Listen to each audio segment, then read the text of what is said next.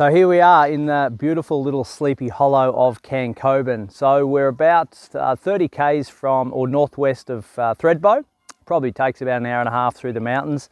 But yeah, in the Mount Kosciuszko National Park we're about an hour from Albury and a bit more to Wagga. Really only about 15k from the Vic border as well, and the Murray River. So I think it's a beautiful little spot. It's definitely a nice little quiet spot. So I might be talking a little bit more quieter this morning.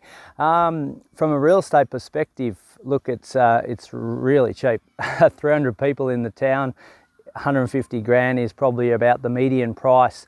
So for about 30 grand, you can get yourself into this market. So when we talk about the unaffordable housing crisis around the country, here's an option for you guys. If you've got a spare 30 grand, you know you're going to get a pretty good rental yield.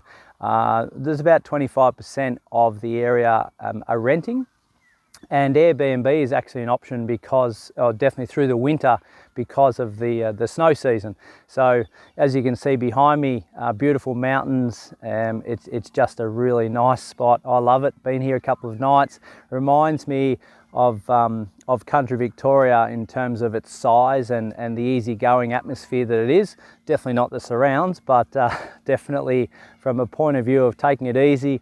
A lot of motorcyclists coming through the town on the weekends, and it's nice locals as you get in these small towns. So very different from the areas that we've been to so far. So mixing it up in terms of busy and not so busy.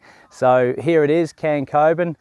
Put it on your list to visit through and support the locals. And look, you may even enter the property market for the first time in a lovely place like this.